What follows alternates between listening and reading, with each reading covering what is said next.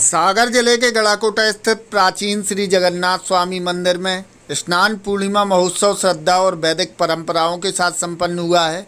108 पवित्र कलशों के जल से भगवान जगन्नाथ, बलभद्र और माता सुभद्रा का महाभिषेक किया गया है।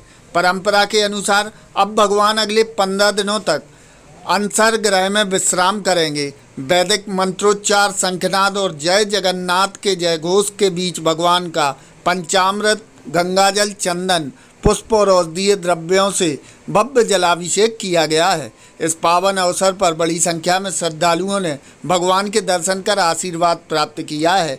सनातन परंपरा के अनुसार स्नान पूर्णिमा के बाद भगवान जगन्नाथ को ज्वर आने की मान्यता है। इसी कारण भगवान 15 दिनों तक अनसर ग्रह में विराजमान रहेंगे। इस दौरान प्रत्यक्ष दर्शन बंद रहेंगे और केवल सेवायत पुजारी ही भगवान की सेवा, पूजा और औषधीय उपचार करेंगे।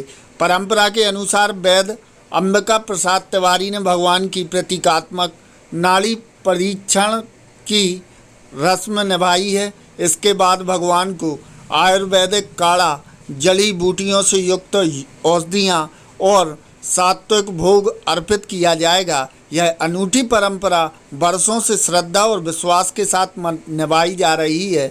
अनसर अवधि समाप्त होने के बाद भगवान नव यौवन वेश में भक्तों को प्रथम दर्शन देंगे। इसके पश्चात भगवान जगन्नाथ, बलभद्र और माता सुभद्रा की भव्य रथ यात्रा निकाली जाएगी, जिसमें हजारों श्रद्धालु शामिल होकर रथ की रस्सी खींचने का पुण्य लाभ प्राप्त करेंगे।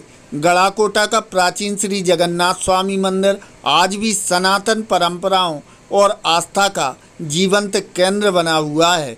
स्नान पूर्णिमा से लेकर रथ यात्रा तक की यह दिव्य परंपरा श्रद्धालुओं को सेवा, समर्पण और अटूट विश्वास का संदेश देती है। यह सीधी तस्वीरें आप देख रहे हैं शौर्य न्यूज आपकी आवाज़ पर। यह तस्वीरें हैं गड़ाकोटा से रवि सोनी, शौर्य न्यूज आपकी आवाज़। 300-400 वर्ष हमारे बुजुर्ग लोग बताते आ रहे तो 300-400 वर्ष से जगदीश स्वामी की यहाँ स्थापना है। तो जभी से वो बीमार होते हैं, रथ यात्रा महोत्सव मनाया जाता है। अलग अलग रथ विराजमान होकर रथ यात्रा महोत्सव मनाया जाता है। ये चल रहा है। पूर्णिमा को ठाकुर जी जगन्नाथ स्वामी बल्ला हुई सौद्र मैया बाहर निकलती हैं। तो आज के दिन एक भक्त उनके यहाँ जगन्नाथपुरी में डेली जाता था दर्शन के लिए। तो जेठ सुदी पूर्णिमा के दिन वो बीमार हो गया।